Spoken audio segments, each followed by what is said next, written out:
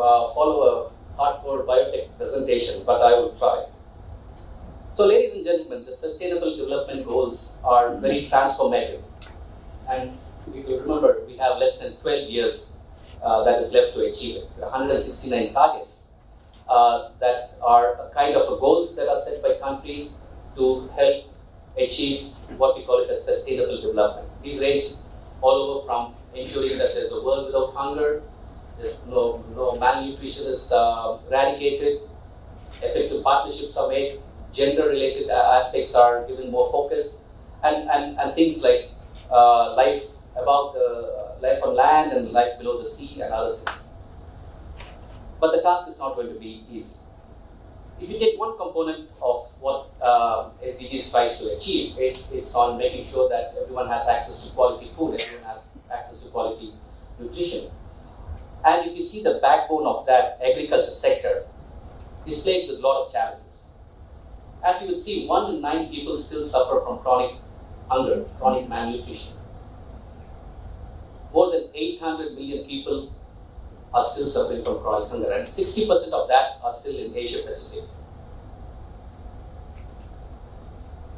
Every year, the world loses 1/3 of the food that's produced. Its food is either lost or wasted. So what's the difference between lost and wasted? Lost is between your farm till it reaches your refrigerator. Wasted is table waste. As you all know, in Asia Pacific, the table waste is much lesser compared to Europe. Because of various reasons, religious reason being one, cultural reasons being the other. Food loss is a huge challenge in Asia Pacific because of infrastructure, storage facilities, and so on and so forth. So this puts a huge burden on the planet. Imagine having to grow food for an ever-growing population with increasingly less land. And again, you see the farmers, the average age of farmers, anywhere between 58 to 68. 58 in the US to up to 68 in Japan. How are you going to produce food for an ever-growing population with less arable land and increasingly elderly population? Then you talk about the challenges that brings about in climate change, drought, desertification, what we call it as a perfect storm. So the job of bringing food to your table is not going to be an easy task. Unless a wholehearted, concentrated effort is taken to address all these challenges. Just to give you some indicators of a recent study, a recent report that was published by the 5 UN agencies on what is the state of food and agriculture in Asia Pacific. You would find that in the last 2 years, the number of people suffering from chronic malnutrition has not decreased in Asia Pacific. South Asia has done relatively better in trying to meet the SDG goals. Southeast Asia and the Pacific have increased the number of people who are malnutrition. And increasingly, if you see, Asia Pacific is one of the fastest growing regions in terms of economic growth. And at the same time, you would find the migration between rural to urban is at the rate of 1.5% per year. So much so that by 2030, you would find that 55% of people in Asia Pacific are in urban areas. Now this gives rise to another challenge of what we call it as urban malnutrition. Increasingly, we have access to food that is energy dense, high in sugar, high in fat, but low in cost. So this gives rise to what we call it as the hidden hunger. Now you have three of these pillars. One is chronic hunger. Second is the hidden hunger, where you eat stuff, but then you don't eat the right micronutrients that is needed to sustain a healthy and a good life. And the third challenge that you have is obesity. We say that 840 million people are chronically hungry, and 1 billion people are obese. So this puts a huge challenge on the entire food system, the health system, and then it has this snowballing effect. Climate change is a huge challenge. If you see the last 12 years, huge amounts of economic losses have been attributed to things related to climate disasters. Typhoons, floods, droughts, so on and so forth. So while we talk about the challenges in bringing food to the table, let's take a look at the other part of it, the growth of ICTs, telecommunication. It has been phenomenal in the last decade. If you see what you call it as social media is already a 10 years old technology. So if I go out and tell someone that I'm on social media, I'm in fact giving out my age. The youngsters are no more on social media, they're finding a different way of doing things. So if you see, what we are now talking about is Internet of Things, IoTs, connected networks. I'm sure that everyone in this room has at least 2 devices that are connected to the internet. You have your Fitbit, your iPad, you have your phones. So increasingly, people are connecting to the internet and creating what we call it as a connected networks. We call it as IoTs. On the other hand, you see things like drones and GIS picking up in a fast-paced manner. How are drones used in addressing some of the challenges in agriculture? The next one is a very interesting one, connected cow. So what they do now is that they put kind of sensors on the tail of cows and on the feet of cow. And they have some kind of an analytics where a particular cow is supposed to, based on the breed, is supposed to walk for so many steps a day or wag its tail so many times. And if it does walk less or wags its tail less than a particular threshold, it means it's either sick or it's going into heat.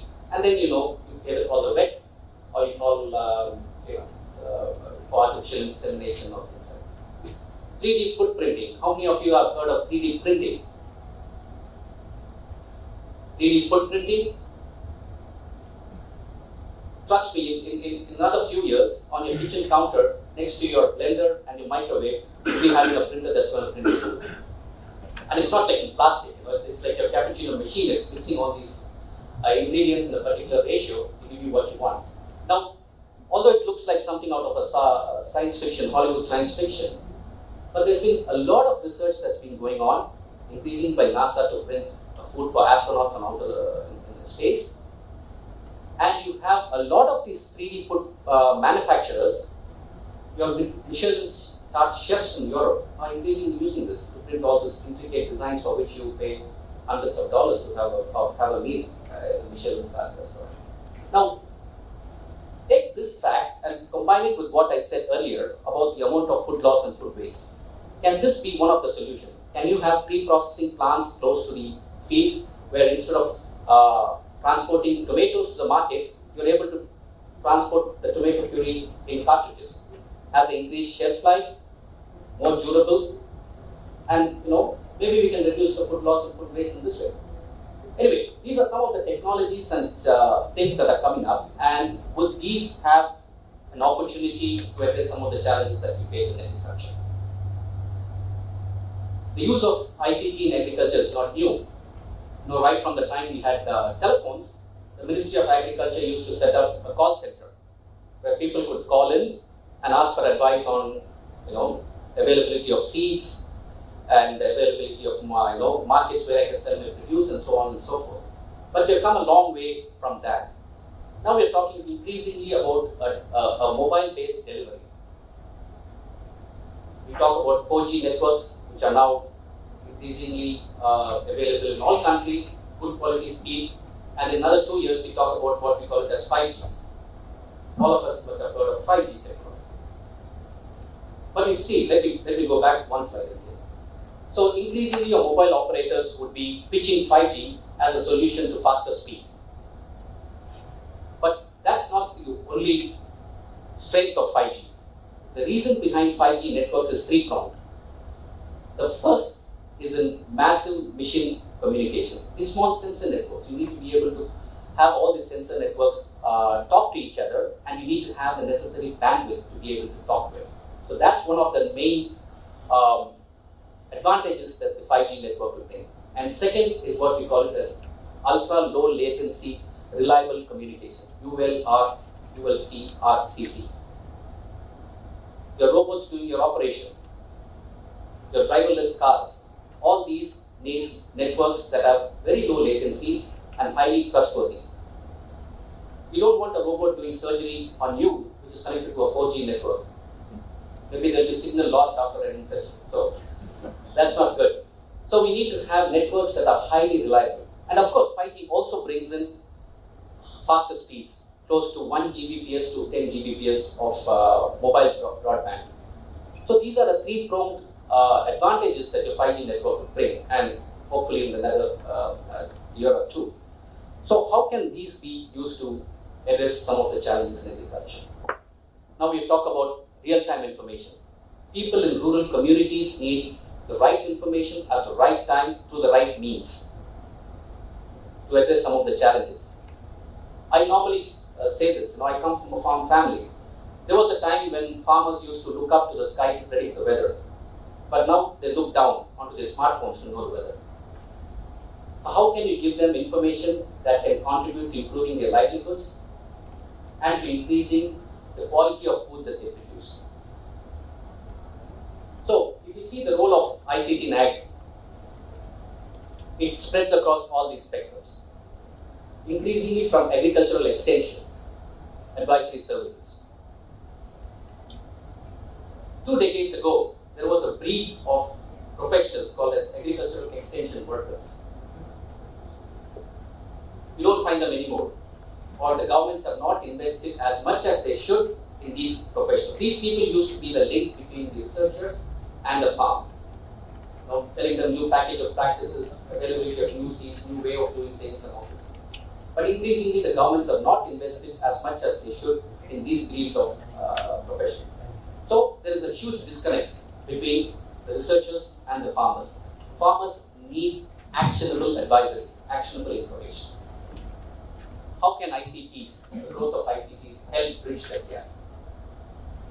Second, we talk about being environmentally sustainable. Land, water, all these are very finite resources.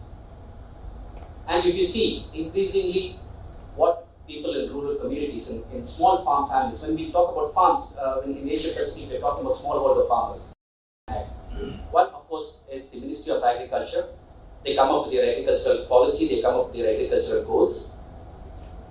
And then on the other side, you have the Ministry of IT, or the Ministry of Communication, the people who normally work with the e-gov framework, the e-government frameworks and other things like that. And then you have the telecom operators. When you develop a service and say, this particular service is supposed to help give advisory to rural communities, and there's no mobile connectivity in rural communities, well, you need the mobile operators because they are the ones who are mandated to give a mobile connectivity to rural areas. And of course, the telecom regulator. Every country has a telecom regulator. So you try to work with these diverse partners. It needs a multi-sectoral approach to make sure that every dollar that you invest in developing ICT for ag solutions provides rich dividends, rather than reinventing the wheel. So this is the whole framework of FAO IQ-based interventions to help countries identify what ICT solutions they need, how we will develop it, and how we will mainstream it. So just to, again, so the workflow is like this. You take the national agricultural vision, what does the country wants to achieve in terms of its agriculture? Second, you see the ICT sector leverage opportunities. How is the broadband connectivity? What is the number of people having access to devices? What is the digital literacy requirements? So all this you take into consideration. Third, you take intersectoral leverage opportunities. What is the banking sector? How is the mobile banking developed? How is the insurance sector? Would we be able to leverage the insurance sectors to be able to provide agricultural insurance? The banking sector to give microcredits, small loans to farmers? So you take this from the country, then you develop an agriculture vision, you develop an in-depth action plan. Okay, this particular solution needs to be developed. Who is the main stakeholder? Who will develop it? What's the budget requirements? How you going to mainstream it? And then where will you post it? So you take an in-depth action plan. And then you have a monitoring and evaluation. All these together forms the national e-agriculture strategy for countries. So we started in 2015 and 16. Bhutan and Sri Lanka were the first countries in the world to have a national e-agriculture strategy. And then we went about helping them develop some of the solutions and mainstreaming it. And once, well, the solutions that we implemented were just as a proof of concept to show that we're not going to leave you with just a paper document.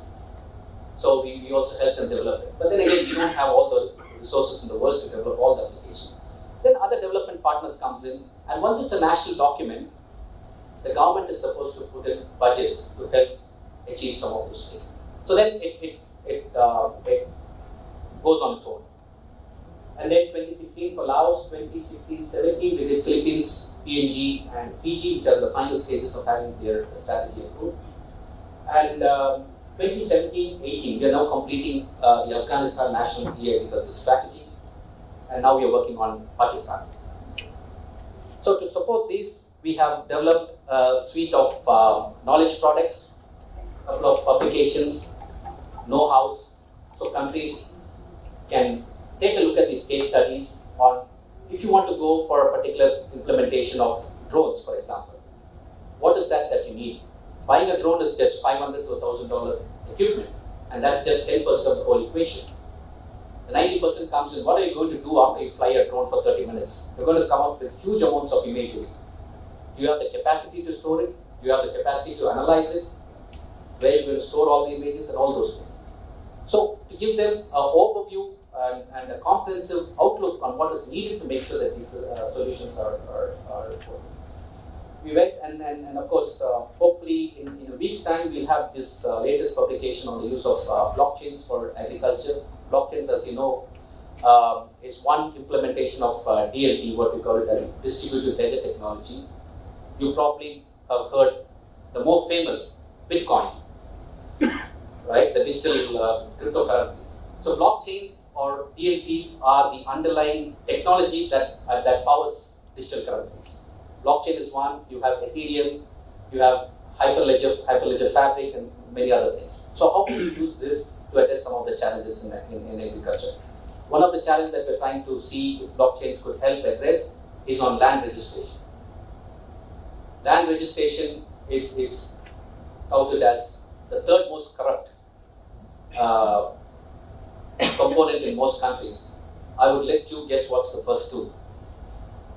So how can you make sure that your land records can be put on a kind of a blockchain-based system so that immutability is maintained and you know all those things that comes with the blockchain characteristics can be done. So given the time limit, I will stop here, but I'll be happy to take questions. Thank you.